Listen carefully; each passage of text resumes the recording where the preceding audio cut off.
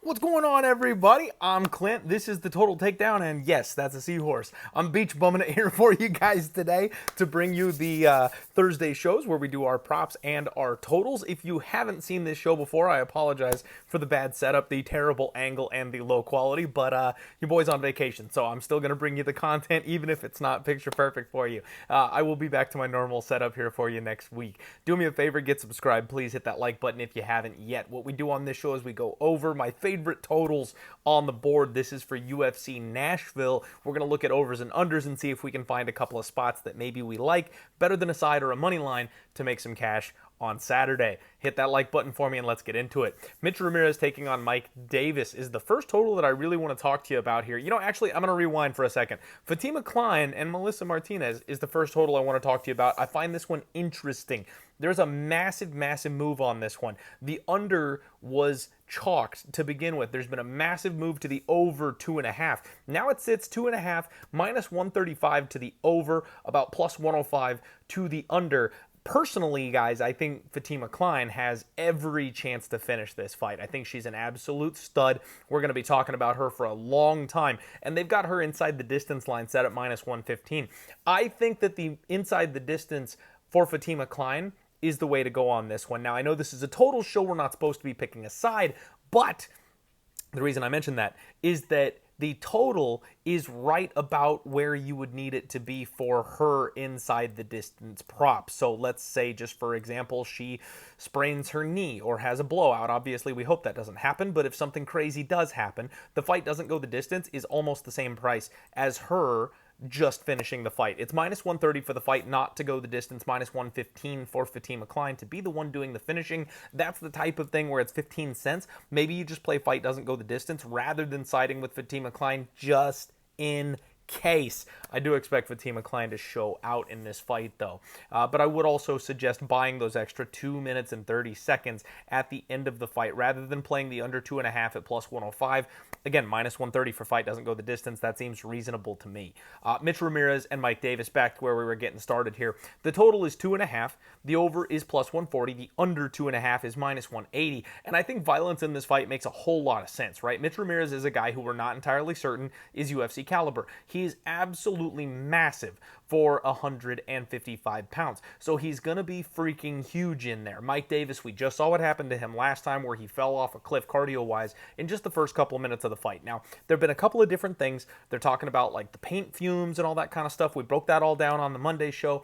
But Mike is also dealing with a ton of injuries. Apparently, he has Lyme disease. The guy is just never, ever healthy at this point. So I'm not entirely sure that I believe this whole it was the paint fumes thing. Like, I think Mike Davis might just be broken at this point of his career. We remember Jim Miller, when he was dealing with Lyme disease, he had a whole bunch of round one or bust type of performances, and it wasn't until he had recovered from the Lyme disease, or I'm not sure if it's something that you can actually fully recover from, but he got it manageable or controlled enough that later on, towards the end of his run, he was kind of going a full hard 15 minutes again because he had gotten past the Lyme disease to a certain extent. I don't know that Mike Davis is there. I'm not his doctor. I don't have his HIPAA authorization, so I can't tell you that for certain, but based on what we're seeing, it seems like he's still deep in the throes of this thing, right? So if he's in that position, he's either going to take Mitch Ramirez down, show there's levels to this game, completely submit him in the first round the way he almost did in his last fight, and just dominate the guy. Otherwise, he's going to fall apart again with his cardio, and Mitch Ramirez is not the guy you want to do that with. I think Mitch Ramirez can hurt Mike Davis on the feet. This has violence written all over it. I like it. Yes, it's a little expensive, but I do not believe that fight goes the distance. Kenny Nisuku takes on Walter Walker in the next fight. The total is 2.5. Over 2.5 is minus 105. Under 2.5 is minus 125. And this one's really interesting to me because Kennedy is actually the kind of guy who likes to go the distance more often than not. This guy has a nice long jab. He knows to protect his chin. He wants to back up. He wants to keep the fight at space. Now, if he's not concerned with the offense coming back towards him, he will kill you. Like, he has no problems realizing I'm safe here, I can attack, and when he does that, his offense is incredible, and he can get people out of there in the first or the second round. Walter Walker is still a bit of a mystery. We know he doesn't have much for anybody on the feet, really. He's a good, strong grappler. He's a big, physical guy. He just wants to kind of knock you over, drag you to the ground, grab your hips, grab your body, drag you to the canvas, and if he does that here against someone like Kennedy, I think we haven't seen Kennedy really tested on bottom against a heavyweight grappler. Well, I know we haven't seen that, but Walter Walker has been improving with his submissions. I don't think he's going to sub Kennedy. Kennedy's too slick for that. However, I worry about Kennedy's chin, and if Walter gets some ground and pound off or punches him in the face as he's trying to get back up to his feet, like we've seen Kennedy cracked in that situation before. So I actually think Walter has a chance to win this fight by knockout. Kennedy, I think, has the chance to win this fight via knockout or submission. So it's interesting that it could easily go to decision with the way both these guys prefer to fight, but I also think there's a lot of opportunity for violence here. So I kind of like the under 2.5 at -125. I think we take a flyer on Kennedy by sub. I know this isn't the prop show, but that's one that I'll be talking to you guys about in just a little bit. Junior Tafa and Tokos is the next fight that I want to make mention of here. 1.5 total. The over 1.5 plus 105. The under 1.5 is -135. I think this is going to be a short fight, you guys. I really do. Junior Tafa dropping down to 205 pounds. Tokos is a decently well-rounded kind of poor man's version of UFC caliber fighter here. I don't think he belongs. He's okay. There's nothing special about him. I know he can get in there and kind of give people their best effort, but I think Junior Tafa at 205 is going to be a bit of a monster, right? He's got the kickboxing going. He's big, he's strong, he's tall, he hits relatively hard, he likes to get in there and brawl it out, and at 205, I think he's going to be strong enough to kind of defend some of these takedowns, work his way back up to the feet. So I don't think that Tokos is going to be able to just blanket Tafa the way he would like to. So I think he's going to end up getting kind of cracked on the feet. The one thing the Tafa brothers have is power, and if you're giving him a bad opponent, which I think Tokos is, I fully expect Tafa to go out there and probably take him out. Now, I do want to make mention, though, the reason I like the under 1.5 is because I don't think Tafa's very good at grappling. So if Tokos is capable of getting him to the mat, if he is capable of out-grappling him, he probably can submit Junior Tafa in this spot, just because Tafa's not going to be able to handle the level of jiu-jitsu even a guy like Tokos brings to the table. So I think violence in this spot, -135, you're kind of flipping a coin a little bit. I don't know how much I love it, but I wanted to make mention of it because I do think it probably is another round one fight.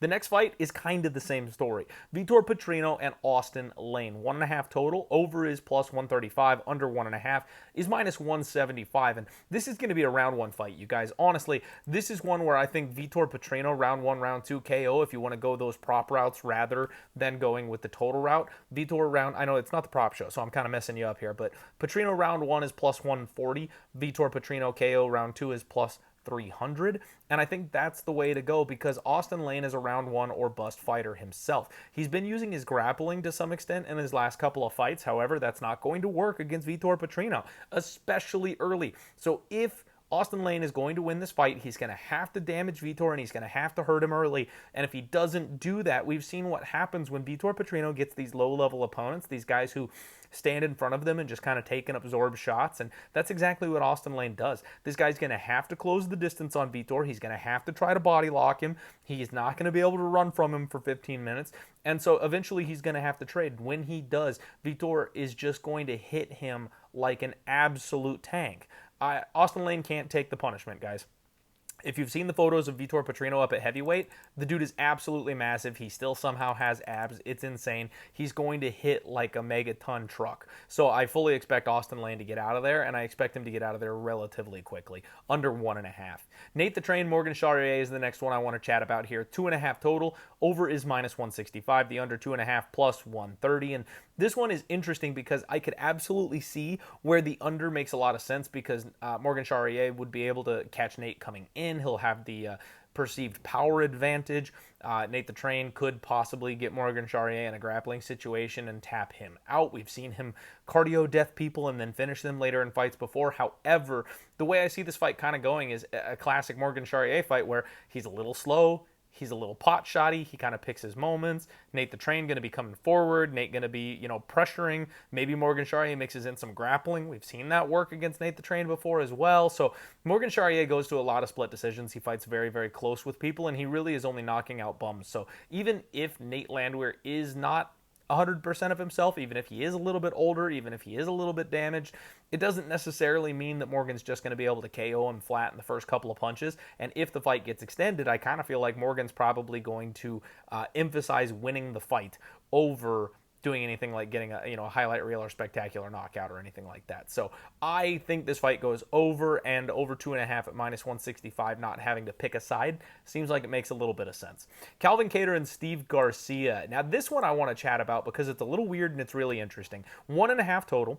Over is -160. The under 1.5 is +125. Now we all know how Steve Garcia fights, right? This guy is a one-round machine.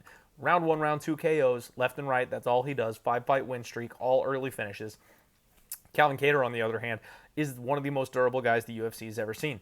Decision machine. Records have been set on this guy's face for significant strikes. Like, he just doesn't go down. He's never been knocked down. He's not a guy that you can get out of there. His only knockout loss was due to a freak knee injury. So Calvin Kattar is the kind of guy who's going to play it safe. He's going to make Steve Garcia engage in a technical fight, and he's going to do his very best to extend the fight where he's going to have the advantage in the later rounds. So I kind of like this over 1.5. Steve Garcia is getting a massive step up in competition in this fight, and honestly, my only concern is that Steve cannot hang and Calvin Kattar knocks him out early, because obviously Steve Garcia could knock out Calvin Kattar. That's on the table. It's totally possible.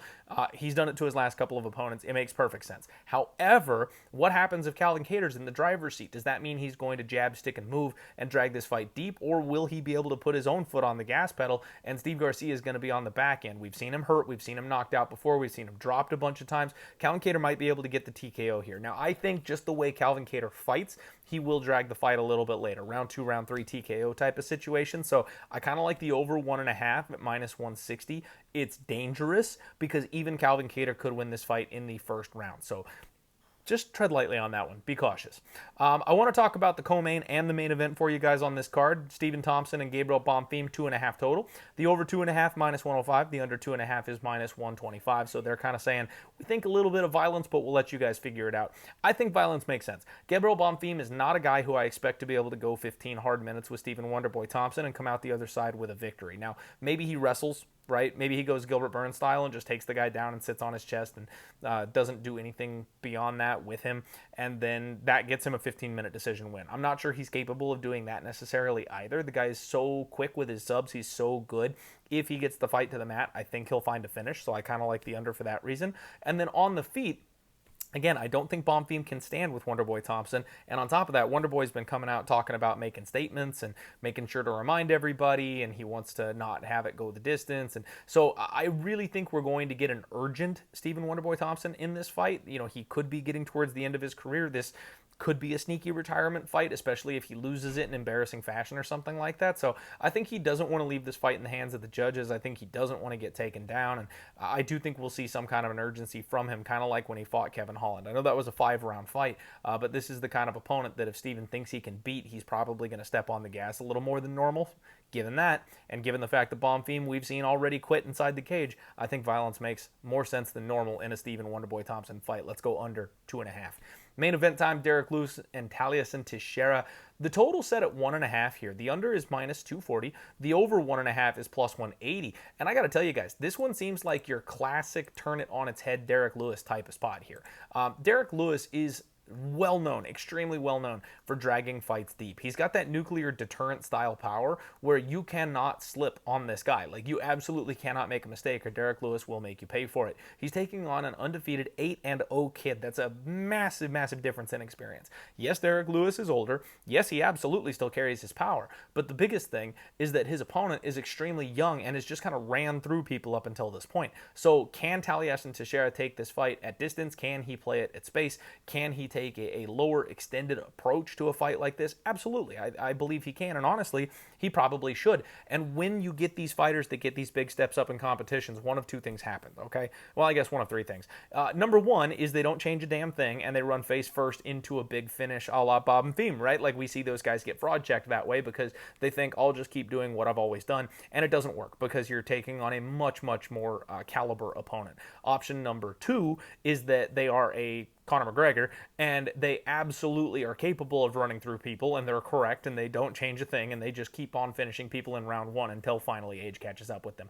I don't think Taliesin is that guy. I don't think Taliesin's just going to run through the heavyweight division and finish everybody in round one all the way up until he fights Tom Aspinall. I just don't see that, okay? So the final option is you get a step up in competition, you realize there's a nuclear deterrent, you realize you could be on the bad side of something, and you take it a little bit differently. You slow it down, you pace yourself, and you get the win however you have to. And a lot of times that ends up coming by decision the first time they take that big step up in competition because they're taking on a much more caliber, much higher level opponent, right? So I think Derek Lewis naturally takes his fight late, and I think Taliesin Teixeira is going to have to play it safe in this fight and not just try to run through a guy like Derek. That sets up for a nasty, sneaky, greasy over 1.5 at plus 180, you guys. I know I did this and I chickened out the last couple of times. I've always talked about doing like the ladder overs. I don't know that this is the spot for laddering the overs, but I do think this is the spot where we can get up and over the 1.5 at least. If you wanted to get crazy,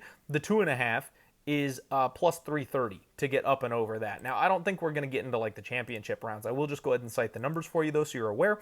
Over 3.5 is plus 475. Over 4.5 is plus 600. These guys have too much firepower. I don't see it going that distance. If Derek is going to win this fight, he'll get Taliesin a little bit uncomfortable, and then he'll catch him probably in the second or the third round, whereas Taliesin can probably destroy Derek's body from range, and he probably also gets it done in like the second or the third round if he's not able to just run through him in the first, like I think he won't be able to. So I'm kind of liking this over 1.5 at plus 180 in the main event. Throwback Derek Lewis style. Just drag it a little bit deep for me, buddy. Survive.